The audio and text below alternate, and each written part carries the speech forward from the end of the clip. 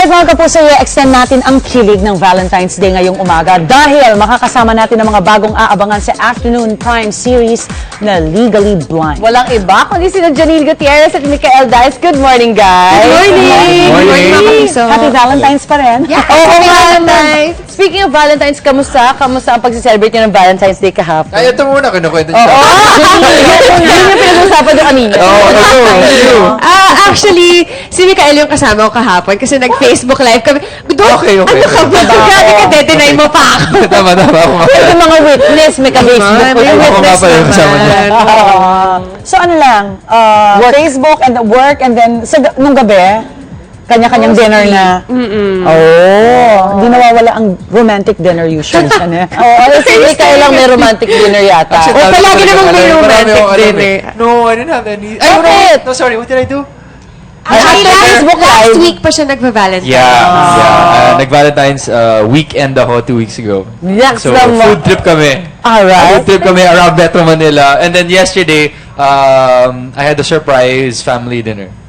I was texting my mom, Happy Valentine's. She said, oh, come over. Dinner Pagdating tayo. doon?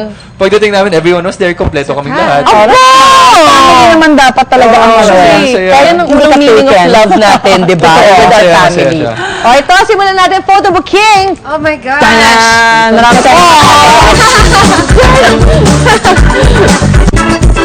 Me and my dad, na medyo same haircut kami. My gosh. Dito na lang ang unang simulan. Kambal. Oh my gosh. Do you remember this at all? I don't remember, pero this is one of my favorite pictures kasi Napakaganda. ang cute ni Papa. Daddy's girl ka. Yeah, really close to Talaga. my dad. Actually, kinikilig nga ako kasi he texted me last night na he misses me. So, hi Papa, I miss you too. Sweet naman ito magtatay. At Cute. kapag magkasama kayo, makulit kayo sa isa't isa, no? Yeah, si Papa kasi parang bata eh. I was telling Micael na di pa niya nami-meet dad ko, pero I think magkakasundo sila. Pero ano yan, lagi ba siyang may pinapaalala sa'yo? Lalo na pagka, ayan, may bago na namang show, mga advice sa showbiz. Actually, hindi siya masyadong ma-advise eh. Ano lang siya, maalaga. He'll send food, bibisita sa Sweet. taping. Mas ganun siya, mas malambing. Yeah. Thoughtful. Hindi lang baka magutom ka daw, hindi ka pa nagluluto daw masyado. Tama, alam niya yun. Ayan. And ngayon, happily single ka naman. Ano ba yung hanap mo talaga sa, siguro somebody na matagal mo makakasama? Oh my gosh. Ano kasi, I'm really happy to be single right Saya now. din, di ba? Naman.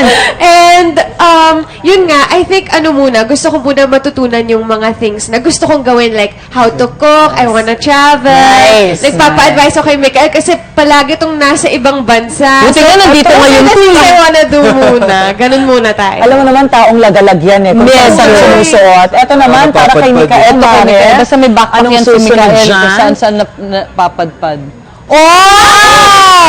Yes! Sexy ni Mix. Ano yan? Together na ba kayo? 6 years.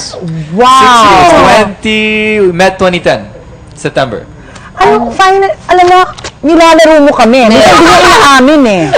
Hindi niya inaamin, pero alam na namin lahat. Oo nga, hindi ko inamin Bakit pero... finally isinapubliko niya na okay, Kasi 6 yun, years together. everyone knows. So, yung press, tinanong ko, sinabi ko, alam mo, aaminin ko na lang. Sasabihin ko na lang yung totoo, Oo di ba? naman. Ba't ko masasabihin na, ay, hindi kami. Parang weird na Wala eh. naman dapat ikatalo. Rason para itago. No reason to hide it. So, ayun, this is one of our trips abroad. This was in Thailand. In fairness, mukhang dito din lang, ah. Oo, di ba? Pero parang dito lang rin. Alam mo naman si Miss World, Pero ay isang anong bewa. unforgettable moment nyo together? Sa dinami-dami ng Oo nga, moments sa nyo mga together. travels nyo. Wow, medyo, Diba? I guess, first thing that comes to mind siguro yung trip ko sa US last year with her. That was November, Thanksgiving. Kasi na-meet ko yung pamilya niya doon. And then yung family niya, they live parang in the province in the US. So kakaiba, hindi siya city Hindi life. siya city, exactly. Okay. Diba? Yes. Provincial life siya in the US. In So the ako US. nanibago. Sabi ko, "Uy, okay to. So Kakaiba parang to." banat buto din kayo doon Oo, while you parang were gano'n. Tapos there. pupunta kami sa grocery, tapos magluluto kami ng breakfast. Saya. So, masaya niya Ganyan. experience. And mukhang okay naman ang family with you and vice versa and everything. Oo, pinatulog ako sa labas, pero okay lang. So, abangan namin ang mga announcements. Yeah. Meron man. Mga future plans. Kung papasukin ka na nila sa bahay next time. Ito di ba nag-uusapan natin? Ganun talaga. Pilates ba? Ano tawag dito? Yeah, Pilates. Yes. Matagal mo na bang ginagawa yan?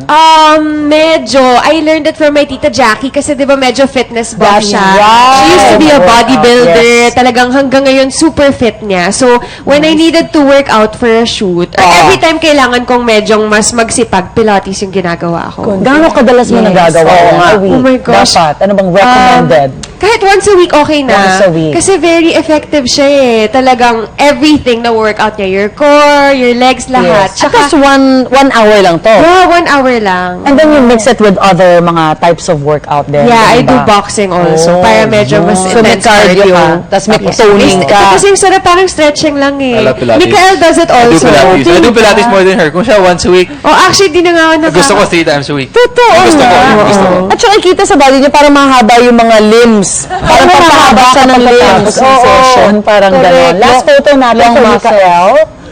Ayan. Oh, wow. Grand Canyon ba yan? Saan Grand yan? Canyon. And ako kasi buhay ako mag-Instagram shots. So, Parang usually... pahulog nga yung Takot ka itsura na mo. no, hinangin ka Nadulas ako doon. And yun na talaga, bangin na yun. Kasi cliff na talaga So, yun. dulas shot yan talaga? Nadulas ako kasi naka-timer lang ako tapos naka-burst shot siya. Ah, naka-timer ka. So pagkatapos na nanginginig na yung tuhod ko, sabi ko, last na yun. Ito ginagawa ko. Muntik na yun So, ayun, sakto. Kuhang-kuha. Napakalinaw ng picture Oh na. my gosh. Nadulas. Ayoko. Nakakakilabot. Pero at least, fell from the Grand Canyon. At least, Oh my gosh. Wag na. ka pa. Hindi, nabalita ka na namin dito. traveler falls from Grand Canyon. Naku po, wag na. Okay na yan. Careful. Ano Oo. kwento na Legally Blind? Oh my gosh, sobrang intense ng kwento ng Legally Blind. As in, I've never read a script na ganito talaga kasunod-sunod yung mga grabing pangyayari. Basta ang share pa lang namin ngayon is na first time na meron kaming legal drama dito. So, exciting yun, diba? Yes. And And ano ba yung nangyayari kay Grace? So, on the first week pa lang, ang dami nangyayari kay Grace. What can we say? Obviously, Obviously, hapon sa Facebook. Legally Blind. Ako na lang. Kaya nga eh. Kasi basta Natatakot na nagsipag ako. siyang maging lawyer hanggang she passed the bar, top 10. So she went out to celebrate hanggang sa may naglagay ng droga sa drink niya at God, na-rape okay. siya. Nangyayari yan. Tapos Alright. nabulag. Wag lahat. Yun, hanggang doon na muna ako. Sino Pero- ba? I was wondering nga, tuloy-tuloy ba Si ito? Mikael. And then, papasok ako dahil yun nga, nabulag siya. Kailangan niya i-process yung kaso niya at doon na ako pumapasok. Ako yung naging lawyer niya. Abogado ka na nun. Eh dahil magaling akong lawyer, Oo. siya na rin yung ginawa kong girlfriend ko. Matinig ka pala. Abangan namin yan. Matinig. Alright.